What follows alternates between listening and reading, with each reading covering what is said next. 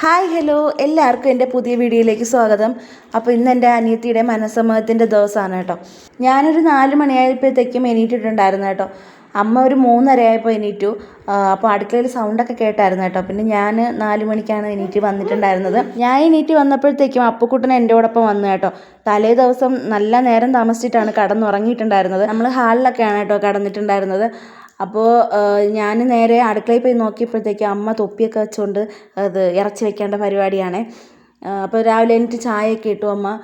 അപ്പോൾ തൊപ്പി വയ്ക്കുന്നതെന്ന് വെച്ചിട്ട് മുടി വീഴാതിരിക്കാൻ വേണ്ടിയിട്ടാണ് കേട്ടോ. മുടി ഫുഡിലൊക്കെ വീഴാതിരിക്കാൻ വേണ്ടി അമ്മ തൊപ്പി വെച്ചിട്ടാണ് ചെയ്യുന്നത്. അപ്പോൾ എന്നുമല്ല എങ്കിലും നമുക്കിപ്പോൾ ഗസ്റ്റൊക്കെ ഉള്ള ദിവസങ്ങളിൽ അമ്മ അങ്ങനെയാണ് ചെയ്യാറുള്ളത്. ചിക്കൻ തലേ ദിവസം വയ്ക്കാമെന്നാണ് കേട്ടോ വിചാരിച്ചിട്ടുണ്ടായിരുന്നത് ആദ്യം. പക്ഷെ പിന്നീട് വിചാരിച്ചു രാവിലെ എണീറ്റ് 4 മണിയൊക്കെ ആകുമ്പോൾ നമ്മൾ വയ്ക്കാൻ തുടങ്ങിയ സമയത്തിന് തീരുമല്ലോ എന്ന് വിചാരിച്ചു. അങ്ങനെയാണ് പിന്നെ നമ്മൾ പിറ്റേ ദിവസത്തേക്ക് ആക്കിയിട്ടുണ്ടായിരുന്നത്. പിന്നെ രാവിലത്തെ ഫുഡിന് നമ്മൾ ഇടിയപ്പമാണ് കേട്ടോ ഏർപ്പെടുത്തിയിട്ടുണ്ടായിരുന്നത്. ഒരു ഹോട്ടലിൽ പറഞ്ഞിട്ടുണ്ടായിരുന്നു. അപ്പോൾ വീട്ടിൽ നമുക്ക് ചിക്കൻ വയ്ക്കേണ്ട പരിപാടി മാത്രമേ ഉണ്ടായിരുന്നുള്ളൂ കേട്ടോ. അപ്പോൾ ഞാൻ അടുക്കളയിൽ ചെന്ന് നോക്കിയപ്പോഴത്തേക്കും അമ്മ ചിക്കൻ വയ്ക്കേണ്ട പരിപാടിയൊന്നും തുടങ്ങിയിട്ടില്ല കേട്ടോ. അപ്പോൾ ഞാൻ പോയി പാത്രം അടുപ്പിൽ വെച്ചതിന് ശേഷം എണ്ണ ഒഴിച്ച് കടുവും പൊട്ടിച്ച് സവാള ഇട്ട് കൊടുത്തു കേട്ടോ. അങ്ങനെ കുറച്ച് വയറ്റിക്കൊണ്ടൊക്കെ നിന്നപ്പോഴത്തേക്കും അമ്മ പറഞ്ഞു അമ്മ ചെയ്യാം, എടുത്ത് അപ്പൂൻ്റെ കാര്യം നോക്കാൻ പറഞ്ഞു കേട്ടോ. അപ്പോഴത്തേക്കും ഞാൻ പിന്നെ പോയി അപ്പൂന് ചായയൊക്കെ കൊടുത്തു. അപ്പൂനെ കുളിപ്പിച്ചു കേട്ടോ. രാവിലെ തന്നെ അപ്പൂനെ കുളിപ്പിച്ചു. പിന്നെ ചായയൊക്കെ അവന് കൊടുത്തു. അപ്പോൾ അതിനുശേഷം ഞാൻ കുളിക്കാൻ പോവുകയാണ് കേട്ടോ. ഞാൻ കുളിച്ച് കയറിയതിന് ശേഷം അപ്പു എൻ്റെ അടുത്ത് പറഞ്ഞു അമ്മ ഇവിടെ ഇരിക്കുക, നമുക്ക് വീഡിയോ എടുക്കാമെന്നൊക്കെ പറഞ്ഞു കേട്ടോ. അങ്ങനെ ഞാനും അവനും കൂടെ ചെന്ന് കുറച്ച് നേരം വീഡിയോ ഒക്കെ എടുത്തു. അവനിങ്ങനെ ഹായ് ഒക്കെ പറയാൻ നല്ല ഇഷ്ടമാണ് കേട്ടോ. അങ്ങനെ കുറച്ച് നേരം വീഡിയോ ഒക്കെ എടുത്തു. പിന്നെ കിച്ചണിൽ പോയി നോക്കിയപ്പോഴത്തേക്കും അമ്മ ഇറച്ചി സെറ്റാക്കി വെച്ചിട്ടുണ്ടായിരുന്നു കേട്ടോ. നല്ല മണമൊക്കെ വരുന്നുണ്ടായിരുന്നു. പിന്നെ എന്നെ അനിയത്തി വിളിച്ചിട്ടുണ്ടായിരുന്നു കേട്ടോ. അവൾക്ക് മുടി ഒന്ന് ഉണക്കി കൊടുക്കാൻ പറഞ്ഞു. അങ്ങനെ എൻ്റെ കയ്യിൽ ഡ്രയർ ഉണ്ടായിരുന്നു. അപ്പോൾ അതൊക്കെ വെച്ചൊന്ന് മുടി ഉണക്കി കൊടുത്തിട്ടുണ്ടായിരുന്നു കേട്ടോ. അപ്പോൾ അതിനുശേഷം പിന്നെ എൻ്റെ മുടി ഉണക്കേണ്ട പരിപാടിയിലാണ്. സത്യം പറഞ്ഞാൽ എൻ്റെ മുടി ഇതിനെക്കാട്ടി ലെങ്ത് ഉണ്ട് കേട്ടോ. നേരത്തെ ലെങ്ത് ഉണ്ടായിരുന്നു. അപ്പോൾ ഞാനാണെങ്കിൽ ഒരു പാർലറിൽ പോയി ഓഫറിൽ മുടി വെട്ടിയതായിരുന്നു കേട്ടോ. എനിക്ക് നന്നായിട്ട് കയറ്റി വെട്ടി തന്നു അവർ. അപ്പം ഞാനങ്ങനെ മുടിയുടെ തുമ്പൊന്നും വെട്ടി വിടാറില്ല കേട്ടോ. അപ്പോഴേ കുറേ വർഷമായി ഇപ്പം ഞാൻ വെട്ടി വിട്ടിട്ട്. അതുകൊണ്ടാണ് ഞാൻ ഒന്നാമത് പാർലറിൽ പോയി വെട്ടാമെന്ന് വിചാരിച്ചത്. അപ്പോൾ ഞാൻ മുടി വെട്ടാൻ സമയമായപ്പോഴത്തേക്ക് അവരുടെ അടുത്ത് പറഞ്ഞതാണ് കേട്ടോ കുറച്ച് വെട്ടിയാൽ മതി എന്നൊക്കെ. അവർ കുറച്ചേ വെട്ടുന്നുള്ളൂ എന്ന് പറഞ്ഞിട്ട് ഞാൻ നോക്കിയപ്പോഴത്തേക്ക് കുറേ മുടി താഴെ കിടക്കുന്നുണ്ടായിരുന്നു കേട്ടോ.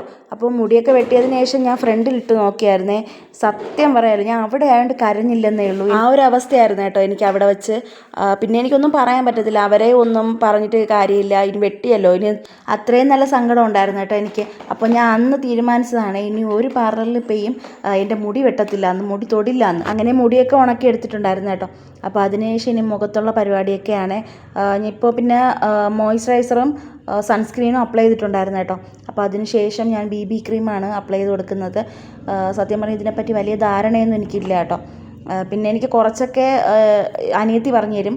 പിന്നെ യൂട്യൂബിൽ നോക്കിയൊക്കെയാണ് കേട്ടോ ഞാൻ പഠിച്ചിട്ടുണ്ടായിരുന്നത്. കുറച്ചൊക്കെ നന്നായിട്ട് അറിയാമെന്നല്ല, കുറച്ചൊക്കെ അറിയാറുള്ളൂ. പണ്ട് ഈ മേക്കപ്പ് സാധനം ഒന്നും ഞാൻ യൂസ് ചെയ്യാറില്ല കേട്ടോ. ഞാനത് വാങ്ങിച്ചിട്ട് പോലുമില്ല.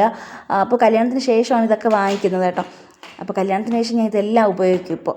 സത്യം പറഞ്ഞാൽ ലിപ്സ്റ്റിക്ക് കൂടെ ഞാൻ കല്യാണത്തിന് മുമ്പ് കോളേജിലൊക്കെ പോകുമ്പോൾ ലിപ് ബാം ഇട്ടുകൊണ്ട് പോകും. പക്ഷേ ലിപ് ബാം ഇട്ടിട്ട് പുറത്തിറങ്ങുമ്പോഴത്തേക്കും ബസ്സിലൊക്കെ വേണം പോകുന്നത്. അപ്പോൾ ബസ്സിൽ പോകുമ്പോഴത്തേക്കും ഞാൻ സത്യം പറഞ്ഞാൽ മാച്ചിട്ടാണ് കേട്ടോ പോകുന്നത്. എനിക്കതെന്തോ ഒരു ഷെയിം ഫീലിംഗ് ആണ് ആ ഒരു സമയത്ത്. അപ്പോഴത്തേക്കും ഞാൻ ആ സമയത്ത് അത് മാച്ചിട്ടൊക്കെ കോളേജിലൊക്കെ പോകുന്നത്. അപ്പോൾ ഇപ്പോൾ പിന്നെ കുഴപ്പമില്ല കേട്ടോ. ഇപ്പം ഞാൻ എവിടെ റോഡിൽ പോയാലും ഞാൻ സത്യം പറഞ്ഞാൽ ലിപ്സ്റ്റിക്ക് ഇട്ടുകൊണ്ടാണ് ഞാൻ പോകുന്നത്. എനിക്കിപ്പോൾ അതൊരു വിഷയമല്ല. ഇപ്പോൾ ഞാൻ ലിപ്സ്റ്റിക്കിന് അഡിക്റ്റ് ആയിട്ടുണ്ട് കേട്ടോ. എവിടെ പോയാലും ഞാൻ ലിപ്സ്റ്റിക്ക് ഇട്ടുകൊണ്ടേ പോകാറുള്ളൂ. അപ്പോൾ ഇപ്പോൾ കുറേ ബ്രാൻഡിൻ്റെ ലിപ്സ്റ്റിക്ക് എൻ്റെ ഉണ്ട് കേട്ടോ.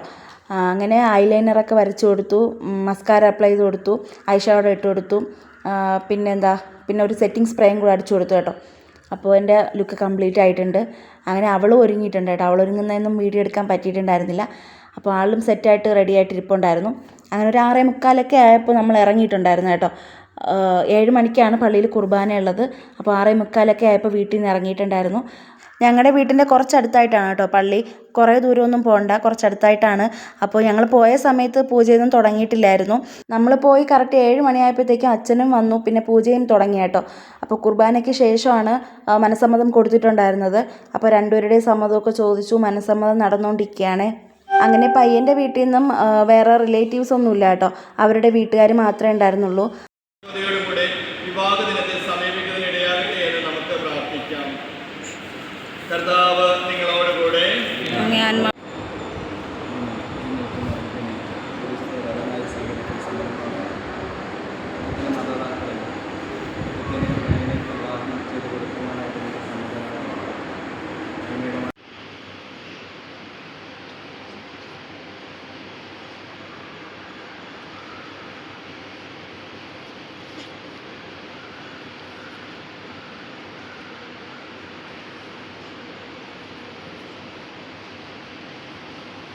അങ്ങനെ മനസ്സമ്മതമൊക്കെ നല്ല രീതിയിൽ കഴിഞ്ഞതിന് ശേഷം ഞങ്ങൾ പള്ളിയിൽ നിന്ന് പുറത്ത് വന്നിട്ടുണ്ടായിരുന്നു കേട്ടോ. ഇനി നമ്മൾ എല്ലാവരും നമ്മളെ വീട്ടിൽ പോവുകയാണ്.